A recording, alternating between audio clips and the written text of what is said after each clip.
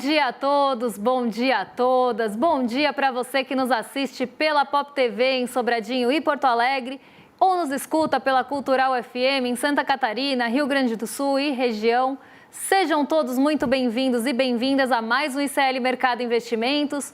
Hoje, terça-feira, dia de conhecer o quê? O que pressiona o seu bolso, porque a gente vai falar de IPCA 15, que é o índice conhecido por ser a prévia da inflação. Então, ele mede a inflação do dia 15 do mês de julho até o dia 15 do mês de agosto, por isso ele chama IPCA 15, e já traz ali uma expectativa, um sentimento do que esperar para a inflação final de agosto, já que ele já mediu os 15 primeiros dias. Então, a gente vai falar desse indicador, vamos ver o que está pesando, o que trouxe alívio, será que o mercado acertou as suas projeções?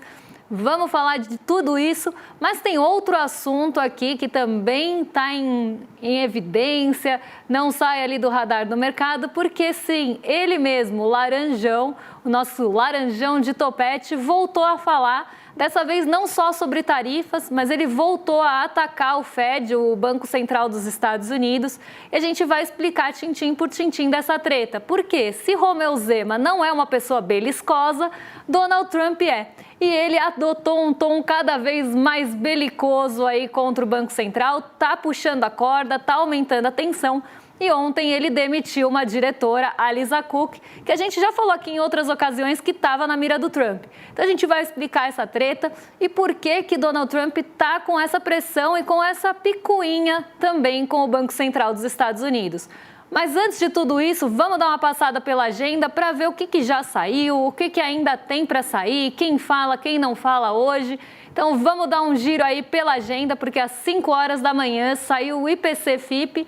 IPC-FIP é semanal e essa medição que foi divulgada cedinho é da terceira quadricemana de agosto, ou da terceira semana de agosto. Aqui é quadricemana só porque é a terceira de 4, enfim, né? Terceira quadricemana aí.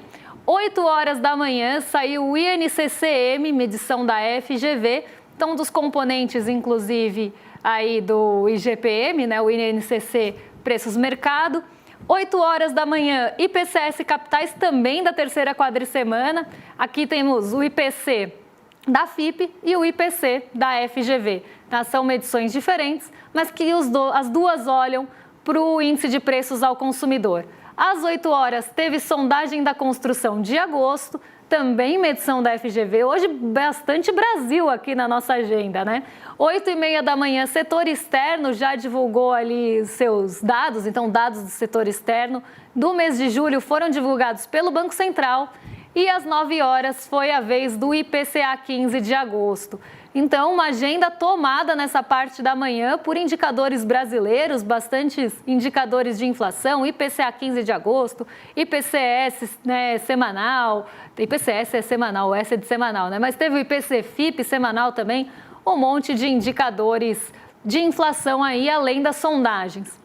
9h30 da manhã. Saíram, na verdade, os dados de encomendas de bens duráveis de julho dos Estados Unidos e às 9h30 também foi a vez de Tom Barkin, que é o presidente do Fed de Richmond, participar ali de um discurso, na verdade é uma repetição de um discurso que aconteceu em um evento. Às 11 horas da manhã, agorinha, saiu o índice de confiança do consumidor dos Estados Unidos de agosto, mas não para por aí, porque a gente tem mais um quadro de agenda para passar para vocês. Então vamos ver o que a gente tem aí no período da tarde. 12h30 aqui a gente tem o diretor do BIS, que não é o Morumbis, nem o chocolate, é o diretor do BIS participando de uma conferência no Banco do México. E a gente tem, a 1h da tarde também no México, o dirigente do Banco Central da Inglaterra, discursando, a dirigente aqui no caso, uma dirigente, porque é a Catherine Mann, ela vai discursar numa conferência também no Banco do México. Às 10h30 da noite, então para fechar a agenda, tem o lucro industrial de julho da China, China que também foi atacada por Donald Trump. E a gente vai explicar isso, todos esses ataques vão ser explicados daqui a pouquinho, depois que a gente passar pelo giro de fechamento. Então já vamos entender como é que ficou a nossa bolsa ontem, como é que os mercados internacionais também performaram. Rapidinho aqui, antes de passar para o nosso assunto, um dos assuntos principais aí do dia. Então vamos ver como é que ficou esse fechamento, o que a gente teve de movimentação ontem, quais foram os condutores condutores ou não da nossa bolsa, porque a nossa bolsa ficou ali bem perto do 0 a 0. Ela não teve uma alta expressiva também depois de sexta-feira, que a gente teve aquela alta que não se via desde abril em percentual de avanço, não víamos aí um avanço tão grande desde abril, e a gente não chegava nesse patamar dos 138 mil pontos desde o comecinho de julho, desde antes do tarifaço e do Brasil ficar no radar ali dos 50% de tarifa. Então a gente volta a retomar um patamar importante, uma marca importante que foi perdida justamente quando acontece o anúncio do tarifaço mirando o Brasil, e a gente conseguiu retomar esse patamar. Mas não foi um dia de alta expressiva, até porque, depois de todas as ações subirem na sexta, de sexta-feira ser um dia muito otimista, muito positivo por conta da expectativa de queda de juros lá nos Estados Unidos, ontem foi um dia mais morno, sem muitos condutores, então eu ia contar para vocês quais são os condutores. Não teve ali uma importância de condutores. Quem trouxe um pouquinho de expectativa ali foi o relatório Focus, que se der tempo a gente passa hoje, mas acredito que não vai dar tempo. Então a gente deixa para amanhã, mas só para vocês entenderem por que ele trouxe esse otimismo. O relatório Focus revisou pela 13ª semana seguida a inflação para baixo. O dólar também foi revisado para baixo, depois do pronunciamento ali do Jerome Powell no simpósio de Jackson Hole lá nos Estados Unidos. Então a gente teve algumas mudanças importantes no relatório Focus e elas trouxeram um sopro de otimismo. Sopro de otimismo não suficiente para elevar muito a nossa bolsa, mas pelo menos deixou o Ibovespa no terreno positivo, bem perto do 0 a 0, com alta de 0,04. Então não foi um dia de uma alta muito expressiva e poderia até ter tido um movimento mais negativo, porque foi um dia de realização de ganhos. Se você tem uma ação ou um ativo que sobe muito, que tem uma estirada ali no dia anterior, esse ativo normalmente vai ser vendido, os lucros vão ser realizados e ele cai na realização. A gente teve movimentação de realização de ganhos na Bolsa ontem, mas não também suficiente para levar para o negativo. Foi um dia de um giro até mais fraco, um dia bem morno mesmo aqui no Ibovespa. Já o dólar, ele continuou, ali pode pôr aí na tela, continuou em queda. Fechou com queda de 0,20% a R$ 5,41. Também não foi a queda que a gente viu na sexta-feira, mas continua mostrando fraqueza por conta da expectativa de corte de juros nos Estados Unidos. Isso aumenta a atratividade dos juros aqui do Brasil, porque a diferença aumenta. Nossa taxa de juros é altíssima, é uma das maiores taxas de juros reais do mundo. Então, dinheiro entra aqui para buscar ganho não só na renda variável, como também na renda fixa. E isso acaba fortalecendo mercados emergentes, inclusive a nossa moeda aqui. S&P e Nasdaq tiveram um dia mais negativo e a gente já vai explicar por que você está tendo esse movimento mais negativo nos Estados Unidos, essa incerteza aumentando bastante. E eu já contei aqui para vocês que o mercado não gosta de incerteza. Inclusive, uma analogia usada pelo próprio Banco Central dos Estados Unidos, ela é muito boa para a gente entender. Por quê? Se você está olhando para frente ali e você vê uma neblina que você não enxerga um palmo para frente, você vai parar o carro, você vai acender o pisca-alerta e esperar aquela neblina dissipar para você poder continuar a sua viagem com tranquilidade e segurança. O que está acontecendo nos Estados Unidos e no mundo hoje, de uma forma geral, é que está todo mundo tentando encostar o carro para ver o que vai acontecer, porque ninguém consegue ter visibilidade da estrada para frente. Donald Trump começa a ter movimentos ali muito imprevisíveis. Isso causa muita incerteza, ele começa a atacar instituições importantes, pessoas importantes, países importantes e com isso ele vai deixando o movimento cada vez mais incerto, o cenário cada vez mais incerto. E aí ninguém vai querer colocar dinheiro nem na produção e nem no mercado financeiro. Então vai todo mundo parar o carro ali no acostamento e esperar a poeira baixar, esperar a neblina passar. Então é isso que a gente está vendo hoje. Ninguém vai fazer planos de longo prazo porque ele pode meter uma tarifa ali de um dia para o outro que vai acabar jogando água nesse chope. Ninguém vai querer colocar o dinheiro nos Estados Unidos ali num mercado de títulos ou em uma empresa que pode sofrer com isso, porque as atitudes dele são imprevisíveis. E ontem ele acabou tendo uma atitude sem precedentes aqui. E o que aconteceu? Eu já venho contando para vocês há algum tempo que Donald Trump está atacando o Banco Central dos Estados Unidos. Ele vem promovendo esses ataques, não só o Jerome Powell, que é o presidente da instituição, inclusive alguns programas atrás aí a gente mostrou alguns truths dele, né? Porque não são tweets, são da própria rede social dele, aquele Chernobyl de rede social, que ele atacava o Jeremy Powell com, inclusive, xingamentos, chamava Jeremy Powell de atrasado, de burro, enfim. Ele vem atacando o Jeremy Powell de forma sistemática, mas não só o Jeremy Powell, o Fed de uma forma geral. A gente teve uma diretora do Banco Central dos Estados Unidos que saiu do cargo, que foi a Adriana Kugler. Ela acabou renunciando ao cargo, saiu do cargo do Fed, do Banco Central dos Estados Unidos, e Donald Trump comemorou a saída dela. Continuou atacando Jeremy Powell para que Jeremy Powell corte os juros ou saia do Fed. Então, ele vem exercendo essa pressão há bastante tempo. E depois que a Adriana Kugler saiu, ele começou a mirar uma outra diretora do Fed, que é a Lisa Cook. E é dela que a gente vai falar agora, porque Donald Trump pressionou Lisa Cook até não poder mais. Ele queria que ela renunciasse o cargo. Ela falou que não ia renunciar. E aí Donald Trump toma uma medida arbitrária de demitir a Lisa Cook. Só que lá nos Estados Unidos, o presidente não pode demitir um dirigente do Banco Central, um diretor do Banco Central, um presidente do Banco Central, sem justa causa. Então ele vem buscando justificativas para isso. Para o Jeremy Powell, ele estava falando que era a justificativa para ele poder demitir o Jeremy Powell se ele quisesse, depois de exercer toda a pressão para que ele corte juros, e Jeremy Powell falou que não vai ceder a essa pressão, que ele vai cortar juros se achar que for cabível. Então, ele começou a pressionar o Jeremy Powell, falando que o Jeremy Powell promoveu uma reforma no Banco Central dos Estados Unidos e que teve desvio de dinheiro, mas ele precisa provar isso. E agora, com a Lisa Cook, é a mesma coisa. Ele vem atacando ela sistematicamente, pressionando para que ela renuncie, e ela falou que não ia renunciar. Agora ele falou que ela cometeu uma fraude hipotecária com domicílios ali em 2 estados para conseguir hipoteca lá nos Estados Unidos, que seria ali um financiamento para casa, e ele acusou a Lisa Cook de fraude hipotecária para poder demitir ela. Então ele está usando justificativas para tentar manipular os dirigentes do Fed a fazerem o que ele quer, senão ele vai demitir e achar uma justa causa que ele acredita que faça sentido. A gente sabe que Donald Trump faz isso, ele usa justificativas arbitrárias para as coisas, ele fez isso com a gente, ele fez isso com a imposição de tarifas para o Brasil, está fazendo isso com os ataques ao STF por conta de vários outras questões que não são a ditadura da toga do Alexandre de Moraes, como vem falando por aí.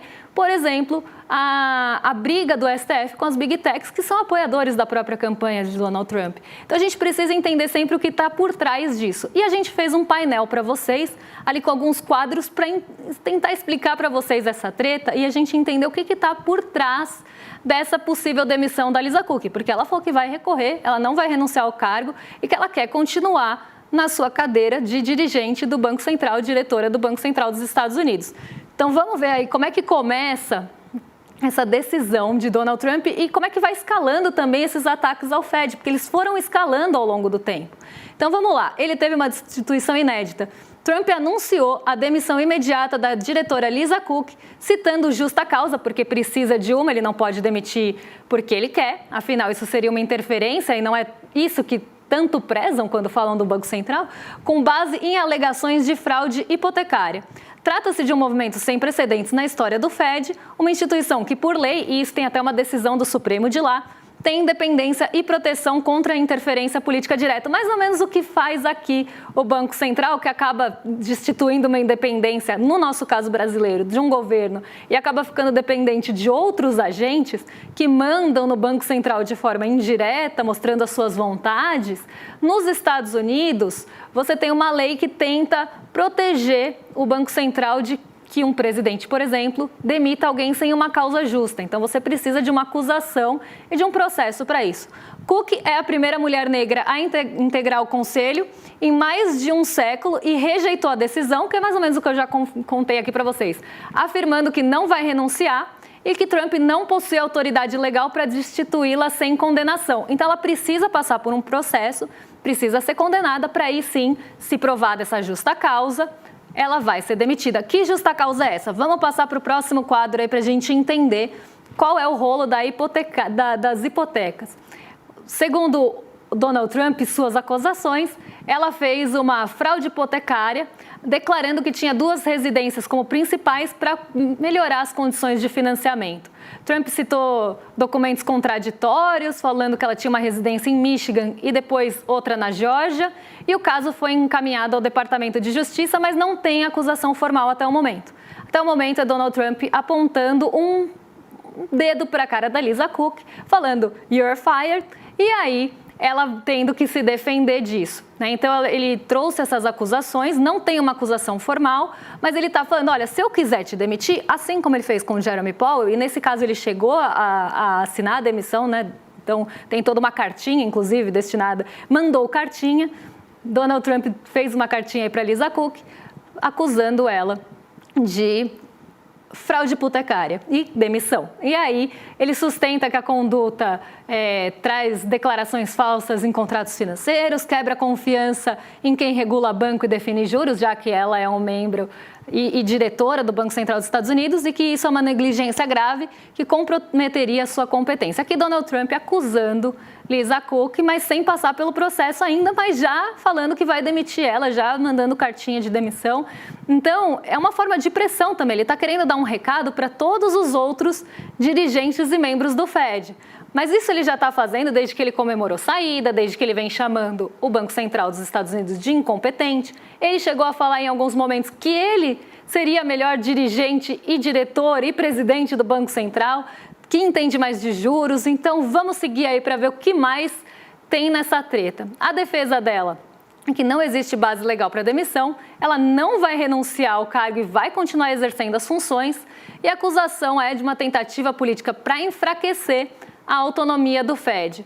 O anúncio gerou uma queda nos mercados globais, porque isso traz uma instabilidade institucional, então era o que eu estava falando até agora. Se você começa a ter uma instabilidade grande, uma incerteza, uma pessoa que mete o dedo na cara e acusa e fala que pode demitir, que vai encontrar motivo para demitir ali os membros que não podem ser demitidos, por exemplo, do Banco Central, começa a atacar outros países, começa a atacar empresas, começa a atacar todo mundo, inclusive para se manter no foco, porque a gente sabe que Donald Trump usa essa estratégia de sempre atacar alguém, de sempre ter um outro ali para ele ficar no holofote e falarem dele. E olha só, dá certo, porque a gente está falando aqui, tendo que explicar todo esse imbróglio aqui. Então, você vê que ele está dando um recado, inclusive para outros membros. E a independência do Fed, né, aqui eu já falei, reafirmada pela Suprema Corte, e só admite demissão por justa causa. Então, essa instabilidade que ele acaba causando com suas decisões arbitrárias deixa todo mundo com incerteza, deixa todo mundo inseguro. Será que eu vou tomar uma posição no meio desse cenário que eu não sei o que vai acontecer? Porque ele pode mudar de ideia, ele pode pressionar, pode xingar alguém, pode atacar algum país, pode subir uma tarifa. Então, vamos seguir aqui, só para dar tempo da gente falar do IPCA, vamos falar do impacto da autonomia do Fed. Aqui eu acho que vou pegar alguns pontos principais, né, porque eu acho que aqui a ofensiva contra a Cook, esse é um ponto importante, é vista como uma estratégia para aumentar a influência no conselho ali dos dirigentes, não é nem governadores, é porque eles acabam tendo esse nome também, mas é como se fossem diretores regionais do Fed, tá?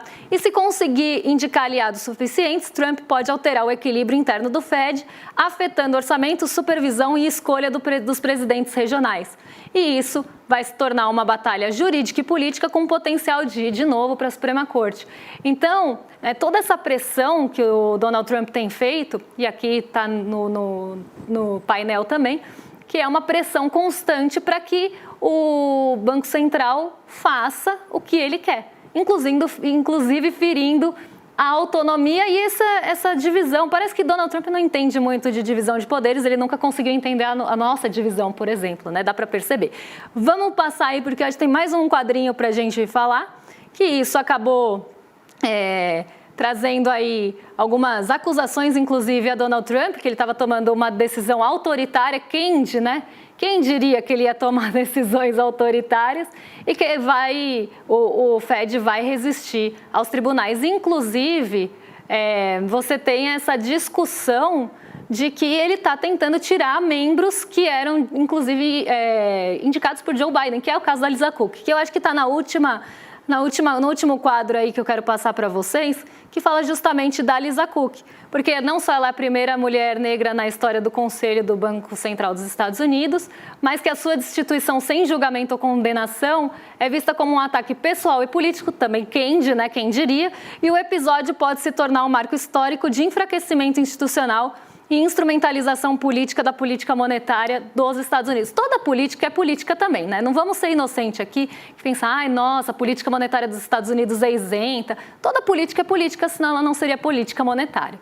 Então, você tem sim por trás todo um viés político. Mas o que está sendo falado aqui não é que o Banco Central dos Estados Unidos não tem viés e que não tem ali uma política monetária e que isso não envolve política. Não é que a gente está falando que eles são meramente técnicos. O que está se falando é que o Donald Trump está usando instrumentos e o seu poder para tentar enfraquecer uma instituição e mandar nela, de forma arbitrária e autoritária, que é o que ele está tentando fazer também aqui com o Brasil, que é o que ele está tentando fazer quando ele ataca a China. A gente até separou um outro truth dele, aí, um post na Truth Social, em que ele ataca a China, porque ontem não só atacou a Lisa Cook, como também usou ali mais uma parte do seu depoimento para atacar a China naquela questão de venda de ímãs. Eu até separei aqui um parágrafo para vocês, porque o Donald Trump está dizendo que caso a China não forneça aos Estados Unidos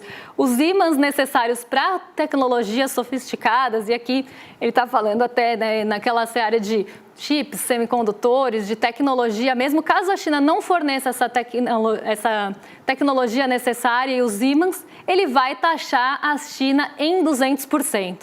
E falou isso ontem e ainda falou, aqui abre aspas de Donald Trump, se jogasse minhas cartas, destruiria a China, mas não vou fazer isso.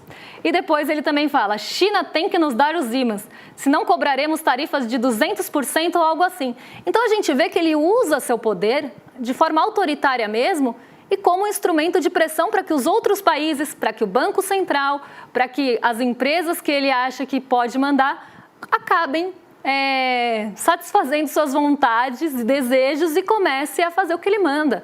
Ele acha que ele pode mandar em todo mundo, acha que pode mandar na China, acha que pode mandar no Banco Central, acha que pode mandar no Brasil, no Supremo, nas nossas decisões judiciais. Então ele tem esse modo de operar, e está levando para outros países. Também voltou a atacar a China, coisa que a gente não via há algum tempo, né? Estava ali uma paz, tinham feito a pombinha da paz, mas agora já voltou o ataque. Não demorou muito para voltarem os ataques. E Donald Trump agora ataca a China por conta da questão dos ímãs. Então não é só o Banco Central, não é só o Brasil, não é só o STF, é tudo que ele tem algum interesse, ele quer que as pessoas se curvem a ele para que ele consiga satisfazer esse interesse e pegar esse poder para ele. Então a gente vê mais um episódio aqui, mais uma vez falando de Laranjão. Mas agora eu vou passar bem rapidinho pelo IPCA.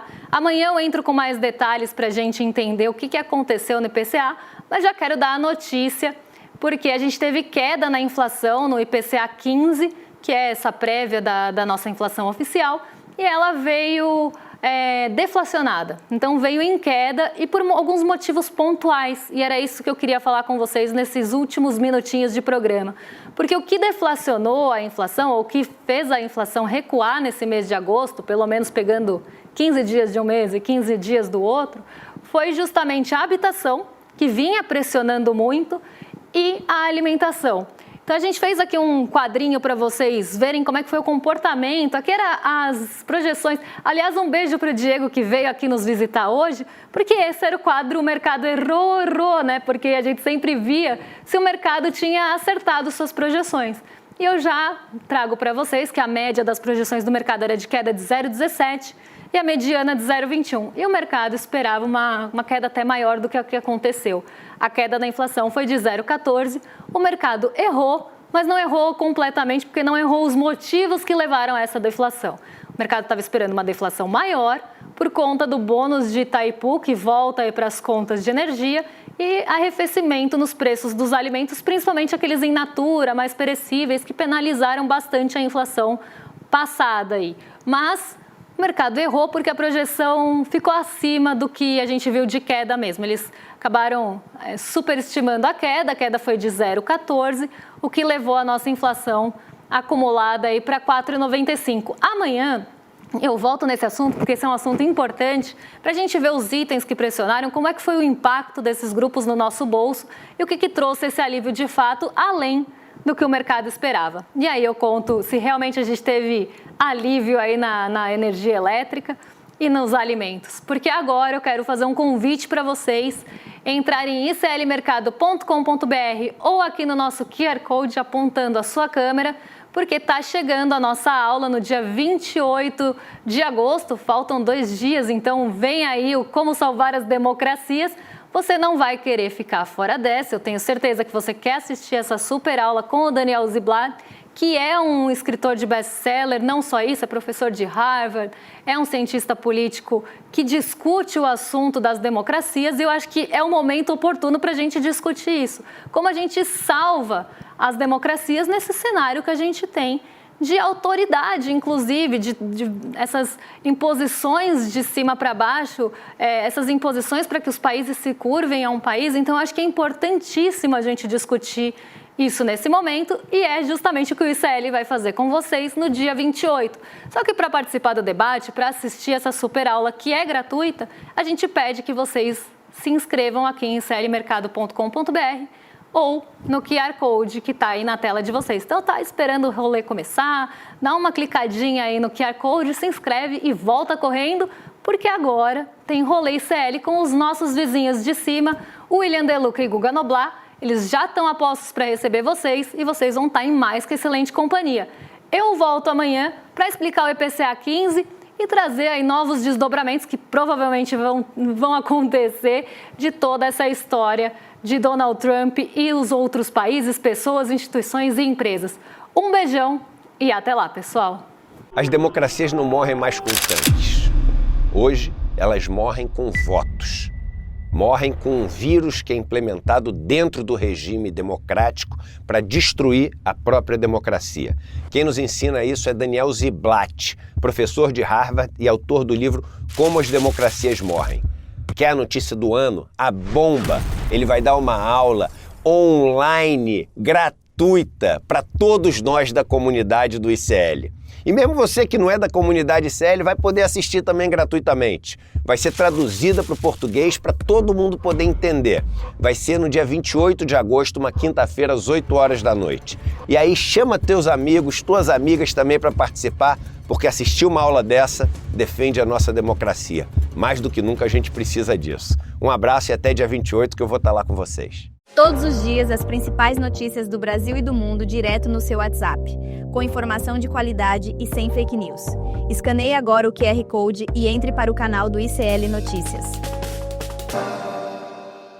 Informação que importa onde você estiver.